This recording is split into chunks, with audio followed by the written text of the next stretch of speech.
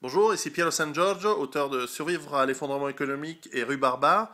J'ai aujourd'hui la chance, j'ai chez moi un très très bon ami, un de mes meilleurs amis avec qui j'ai longtemps travaillé en Afrique, Vincent, et qui habite au Portugal. Donc j'ai l'opportunité de lui poser quelques questions sur l'état de l'économie et de la vie au Portugal aujourd'hui. Alors voilà, on s'en fout de moi, je vais le passer sur lui. Bon, salut Vincent. Bonjour, bonjour, bonjour tout le monde. Voilà, alors tu habites à Lisbonne. J'habite effectivement à Lisbonne depuis 20 ans. Ouais, et tu as pu voir un petit peu l'évolution de l'économie du pays sur ces 20 ans. Voilà, tout à fait. Donc on a passé par deux phases bien distinctes. La première, c'est lorsque le Portugal a rejoint la communauté européenne, a pu donc bénéficier d'énormément de soutien de la communauté européenne et de l'Europe pour se développer. Et malheureusement, ils ne se sont pas assez préparés, à mon avis, à l'après-Europe, du moins développement européen et soutenu par la communauté. Et maintenant, on est en phase très très forte de récession économique. Donc toi, tu l'as vécu parce que il y a quelques années, tu as monté un restaurant. Et comment ça s'est passé? Alors, j'ai effectivement démarré une affaire dans la restauration. J'ai monté un restaurant il y a maintenant 3 ans. Les 2 premières années, ça s'est extrêmement bien passé. J'ai eu donc la chance d'avoir de développer un projet, un concept qui a été très accepté et qui visait la classe moyenne et la classe aisée. J'étais dans une zone près de Lisbonne où effectivement il y avait un marché Ah, c'est une zone intéressant, riche. un jeune riche. Cascais, c'est sympa. Absolument, sur Cascais. Et malheureusement, le coup d'arrêt a été très brutal entre fin 2011 et 2012, dû aux mesures d'austérité qui ont été mises en place pour redresser l'économie portugaise. Et ces mesures d'austérité ont été bien sûr dirigées en premier lieu vers la classe moyenne. Et c'est elle qui souffre aujourd'hui et qui est obligée donc d'arrêter, si on peut dire,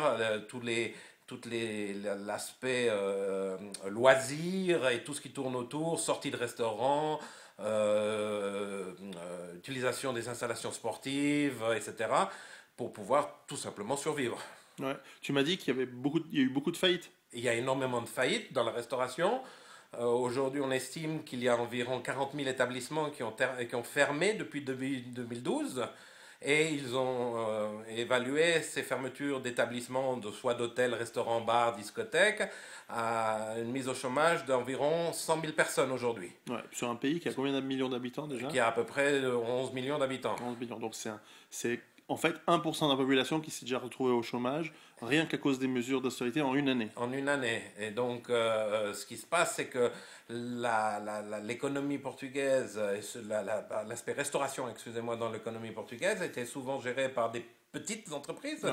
familiales, où vous aviez le papa à la cuisine, la maman au service, et puis éventuellement un employé ou le jeune, les jeunes derrière le bar, et ils arrivaient à dégager entre je dirais 500 000 euros de bénéfices par mois, pardon, qui pouvaient leur permettre de vivre. Et la mesure principale qui a fait que ces gens ne peuvent plus vivre, c'est l'augmentation de la TVA. La TVA est passée de 10% à 23%. C'est 77%, 77% d'augmentation. Donc, ce qui veut dire que les petits 1000 ou 500 euros qu'ils dégageaient de bénéfices, eh bien, ils partent aujourd'hui à la TVA. Donc, aucune possibilité de ces gens de vivre de leur entreprise. Et parce qu'en fait, on en est arrivé là? Parce que le Portugal a eu une croissance économique très forte enfin, dans les 10 années qui avaient précédé, parce qu'ils avaient reçu beaucoup de financement de la communauté européenne. Alors voilà, effectivement, ils ont reçu effectivement énormément de financement qui a permis de faire un développement à peu près de rattrapage par rapport aux infrastructures nécessaires d'un pays développé européen, à savoir des autoroutes, des écoles, des hôpitaux. Ils ont bien managé ça. On voyait le Portugal, moi quand j'arrivais au Portugal, sans y habiter, en vacances avec mon épouse, on croisait volontiers des charrettes avec des ânes, et aujourd'hui on ne voit que des BMW et des Audi Q7. Donc on a vu cette évolution, effectivement, c'est vrai. Maintenant, ils ne se sont pas préparés à l'après, du moins, apport économique et financier de la communauté européenne. C'est-à-dire que lorsqu'on a fermé les robinets, eh bien, ils n'étaient pas prêts, et surtout dans la gestion propre du pays. la gestion qu'on appelle ça, du département de service public n'était absolument pas prêt à faire face à une crise économique. Et comme dans tous les États qui ont des difficultés, souvent la dette est due d'un pays à cause des coûts du service public. Est-ce qu'on peut aussi dire que dans le passé, le Portugal, lorsqu'il avait des crises économiques, il y en a eu, le fait d'avoir l'escudo à l'époque, c'était l'escudo, hein, L'escudo, c'est eh bien, finalement, il faisait un petit peu d'inflation, il faisait finalement une dévaluation de la monnaie progressive, et donc ça permettait de baisser les coûts portugais, de relancer les exportations ou d'attirer le tourisme. Aujourd'hui, avec l'euro, c'est plus possible, ça. Alors c'est effectivement plus possible. Moi je pense que le Portugal doit rester dans l'euro, j'en suis convaincu parce que il faut être solidaire dans la communauté européenne. On a pris des engagements, les pays ont pris des engagements qui permettent de supporter les pays en difficulté. Je ne pense pas qu'avec l'escudos, si on devait revenir à l'escudos, le pays s'en sortirait mieux. Il est clair, et c'est un fait historique, c'est que le Portugal a traversé des crises, hein, c'est vrai. Il y a eu la Révolution, et après il y a eu une crise dans les années 90, si mes souvenirs sont exacts, où ils ont fait appel au Fonds monétaire international pour les aider, et ils ont réussi à rembourser. Je pense que cette phase-là va durer encore un petit peu plus de temps dans laquelle on est, mais il y a quand même des facteurs qui sont importants, à savoir que, bon, comme vous le savez, le Portugal n'a pas vraiment d'économie forte dans le domaine des industries lourdes, par exemple. Je veux dire, on n'a pas... Nos premières industries qui rapportent de l'argent, c'est le tourisme et l'agriculture. Le reste, c'est que de la transformation. De la morue. De la morue, de la transformation. Par exemple, les usines Renault, les usines Volkswagen sont encore là. Pour combien de temps, ça, je ne peux pas vous le dire. Parce que, comme vous savez, la délocalisation touche aussi le Portugal, hein, même si les salaires restent bas, hein, aujourd'hui. Donc, je ne suis pas sûr que le fait de revenir à une monnaie qui était notre ancienne monnaie sera une possibilité de sortie. Il est clair qu'aujourd'hui, par contre, il y a un phénomène qui se développe le plus, c'est le phénomène que l'austérité amène des gens à frauder encore plus. Parce que c'est une question de survie. Je vous donne un petit exemple. Vous avez des gens qui aujourd'hui touchent le chômage, comme dans tous les pays, hein, mais qui font encore, à part ça, 2 à 3 boulots petits à côté, et qui ne déclarent rien du tout, et ils sont toujours au chômage. Donc ça, le Portugais a ça ancré comme les pays méditerranéens. C'est pas la même culture que l'Allemagne. Hein. L'Allemagne, si vous voulez, ou les gens du Nord, ils sont assez rigoureux, ils suivent assez bien, si vous voulez, les lois ou ce qu'il faut faire. Au Portugal, c'est plutôt je me démerde comme en Grèce ou comme en Italie ou comme en Espagne pour survivre. C'est ça. Ouais, et puis ils sont très travailleurs, ils sont bosseurs en plus. Ils sont bosseurs, mais ils sont souvent bosseurs à l'étranger, malheureusement, mais pas au Portugal. Mais, ah bon. Ici à Genève, c'est des gens super, ils bossent super bien. Absolument. Ok. Et puis, est-ce que en fait, la raison de l'austérité, c'est que le Portugal a beaucoup de dettes. Oui.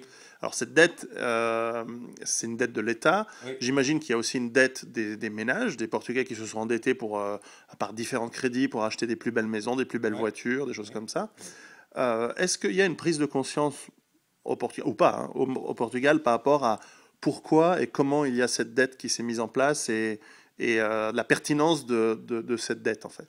Non, pas vraiment. Je ne pense pas que les gens soient vraiment très préoccupés par la dette de l'État. Ils sont plutôt préoccupés par la situation privée et personnelle. Le Portugais a toujours vécu beaucoup à crédit, hein, ça c'est clair, même depuis que le Portugal est rentré dans la communauté européenne. On le voyait autour de nous et nos amis. Dès que les gens avaient la possibilité d'accéder au crédit, ils le faisaient, etc. Mais sans avoir vraiment derrière... des politiques de remboursement, etc. C'est toujours on verra, ça ira mieux, on remboursera quand on pourra, etc. Donc je pense que les gens ne font pas vraiment de préoccupations majeures sur la dette de l'État. C'est plutôt leur dette privée et comment ils vont gérer le quotidien. C'est plutôt comme ça. Comment est-ce qu'ils perçoivent d'abord, comment vont les banques, le système financier portugais? Comme toutes les autres banques des autres pays en difficulté, hein, je veux dire mal, dans un premier temps. Et puis, bien sûr, elles sont aujourd'hui à prendre des mesures également importantes pour limiter le crédit. Aujourd'hui, par exemple, une société qui est un petit peu en difficulté de trésorerie provisoire, par exemple, qui n'aurait pas des paiements réguliers de leurs clients et qui aurait besoin d'un peu de cash flow pour payer leurs employés, les banques ne prêtent plus rien. Donc ça, c'est pas, elles ne soutiennent malheureusement que rarement les petites et moyennes entreprises. Et les banques sont dans un très mauvais état. Oui, oui. Donc le crédit facile ou l'aide, c'est par exemple, vous étiez, je vous donne un exemple, j'ai un ami, un imprimeur, pas imprimeur, mais graphiste.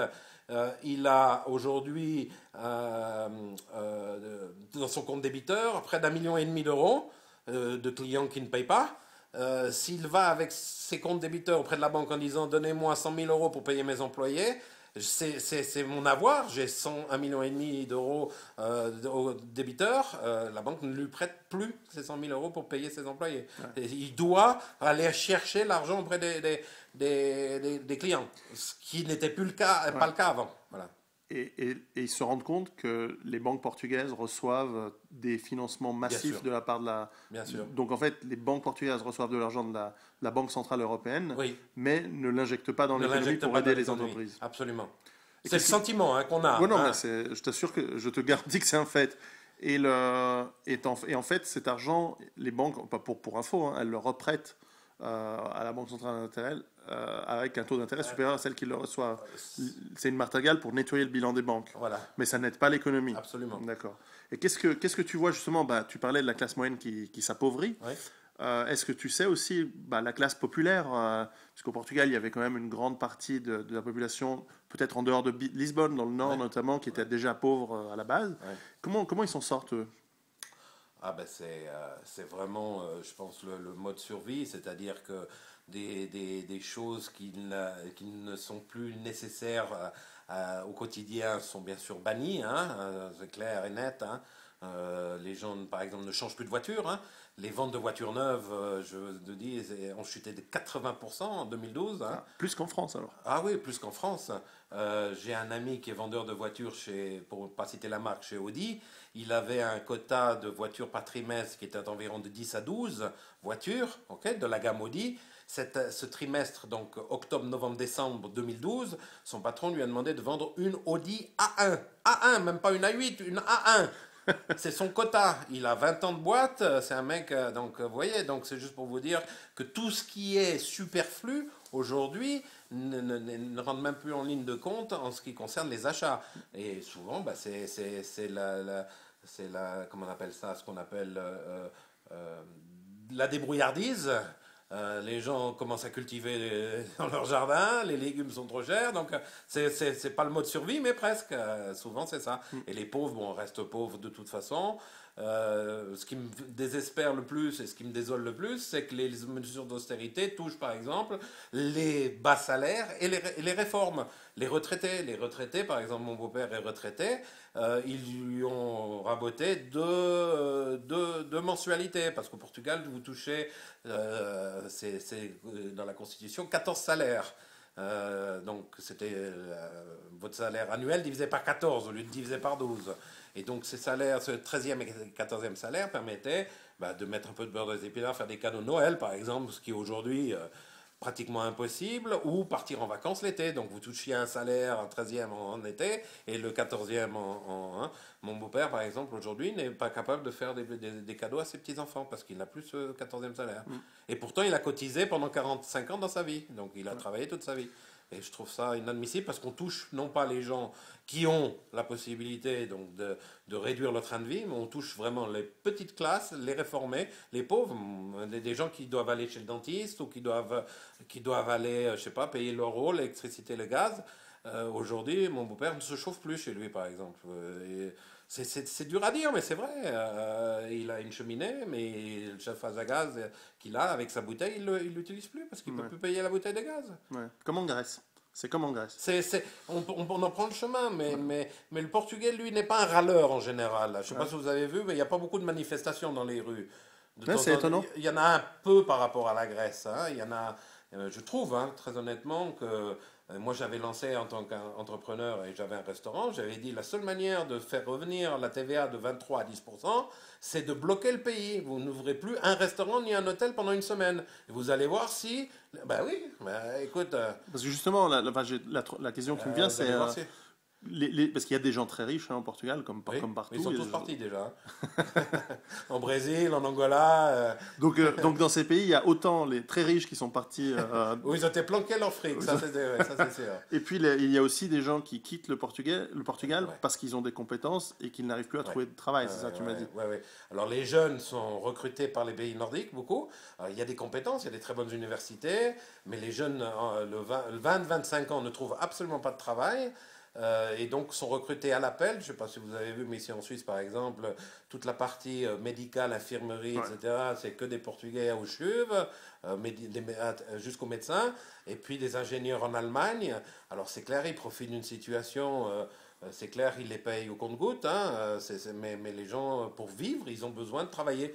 Alors, partir en fin fond de la Suède, où il fait moins 25 toute l'année, le Portugais n'est pas habitué, mais il prend le risque pour gagner 1500 euros au lieu d'être au chômage à 350 euros chez lui. Ils partent aussi sur des pays plus chauds, je crois. Hein. Alors, ils descendent aussi dans les anciennes colonies, ça c'est vrai, oui. Angola, Mozambique, absolument, et Brésil. Ouais. Les Brésiliens qui venaient en masse au Portugal parce qu'il y avait une crise économique au Brésil il y a quelques années, maintenant le Brésil va bien, mais c'est le contraire. C'est les Portugais qui repartent, c'est vrai, absolument. Ouais. Ouais, intéressant. Et tu parlais aussi, justement, tu parlais de ton beau-père. Et il y a peu de... Enfin, heureusement, il y a encore un sens de la famille très fort Absolument. dans ce pays. Un sens de la famille, une solidarité familiale importante, absolument, où par exemple on voit les familles se regroupent, les jeunes restent dans les maisons des parents et les parents, du moins les parents, notre génération, accueille les personnes les plus âgées, donc les grands-parents, à revenir et il y a effectivement cette solidarité pour économiser. Hein. Vous faites un repas, au lieu de le faire pour deux, vous le faites pour cinq, par exemple. Pratiquement au même coût, hein, je veux dire, et puis on économise des loyers, etc. Mais c'est toute l'économie qui est au ralenti dans ces cas-là. Je vous parlais de la restauration, les 39 000 établissements qui ont été fermés, ça a des répercussions comme une pieuvre. Je veux dire, vous ne vendez plus de produits de lessive, vous ne vendez plus de fourchettes ni couteaux, de verre cassé, donc tout est paralysé. Je veux dire, même les supermarchés spécialisés pour l'hôtellerie, ils ont vu leur chiffre d'affaires mais s'écrouler. Et il y a des ramifications dans tous les domaines, dans la sécurité, au niveau des établissements, partout. Et tout marche au ralenti.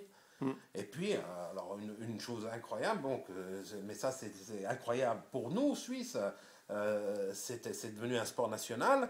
Aujourd'hui, pour fuir effectivement la TVA qui est absolument immense par rapport je reviens sur ce point par rapport à la normale, les Portugais vous demandent en tant qu'entrepreneur si vous voulez une facture ou pas. En Suisse, il n'y a pas une personne qui vous vend quelque chose qui vous pose la question si vous voulez une facture ou si vous n'en voulez pas. Pourquoi ? Il vous pose la question parce que d'un côté, vous payez moins cher, vous, et puis lui, il ne déclare pas. Donc, il n'y a pas de rentrée d'argent. Si la TVA était à 6 ou 7 ou 9%, sur une facture de 100 francs, vous en foutrez. Vous payez 109 et lui, il devrait le déclarer. Aujourd'hui, 123, c'est trop, par exemple. Ouais. Et je vous donne cet exemple parce que c'est exactement ce qui se passe aujourd'hui. Vous n'avez plus une entreprise qui vous vend quelque chose sans vous poser une question sur si vous voulez une facture ou pas. Ouais. Bon, toi, tu es quelqu'un assez positif en général, etc. Comment toi, tu vois une sortie de la crise au Portugal ? Moi, je te préviens, moi, j'en vois pas, hein, mais bon, moi, je suis pas optimiste. Moi, j'en vois pas dans l'immédiat. Simplement, je pense que l'austérité qui est mise en place aujourd'hui a l'effet contraire. Donc, je suis pas un économiste, mais j'essaierais, si j'étais à la tête de ministre des Finances ou de ministre de l'économie... T'es trop intelligent pour faire ça. Oui, je pense. J'essaierais de faire l'effet contraire. En disant, bon... De toute façon, si on met les impôts, on augmente les impôts, on augmente la TVA, on augmente partout, les gens consomment moins, donc on ralentit. Alors pourquoi pas essayer de faire l'effet inverse ? Ça serait la solution. Je veux dire, On a des gens compétents, je suppose, j'en suis même pas strictement sûr. Ces gens n'ont malheureusement pas la liberté de faire ce qu'ils voudraient faire, je pense. Hein.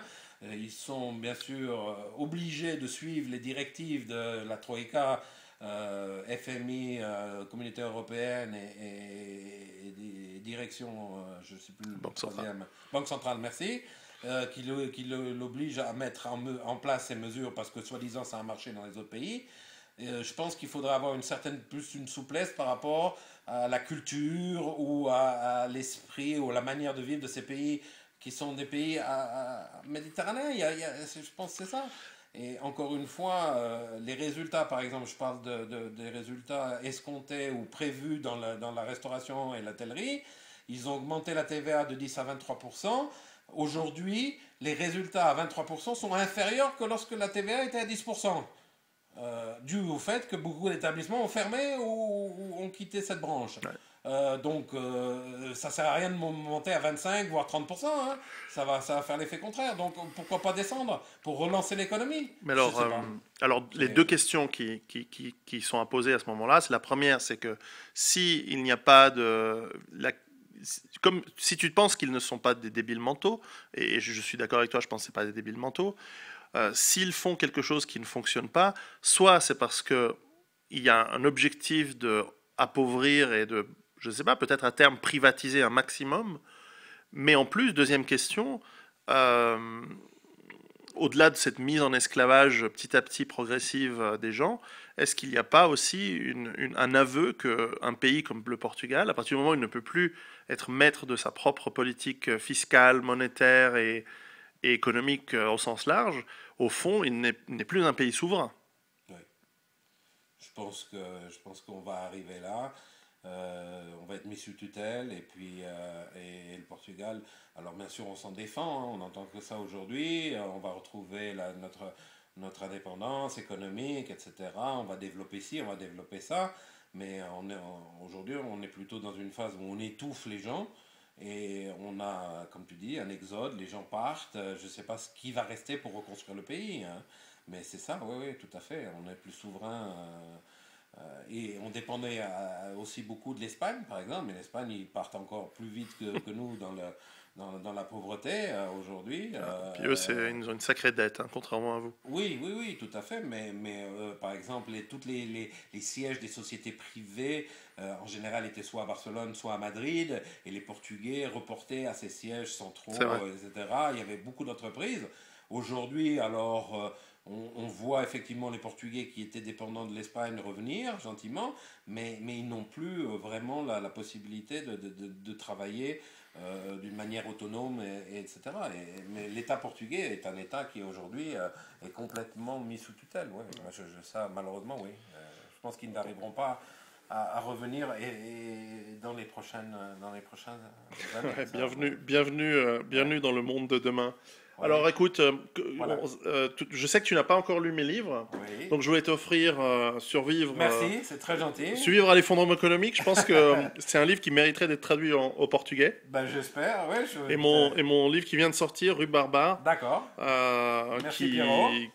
Peut-être tu l'appliqueras comme tu habites à Lisbonne. Exactement. Tu pourras l'appliquer. Il y a sûrement de bonnes choses à appliquer. Je te remercie. Voilà. Alors, c'est moi qui te remercie pour cette interview. Et puis, surtout bonne chance. Et puis, prends soin de toi et de ta famille parce que c'est la chose la plus importante. Exactement. Et voilà. Exactement. Merci Pierrot. À très bientôt. Salut. Ciao, ciao.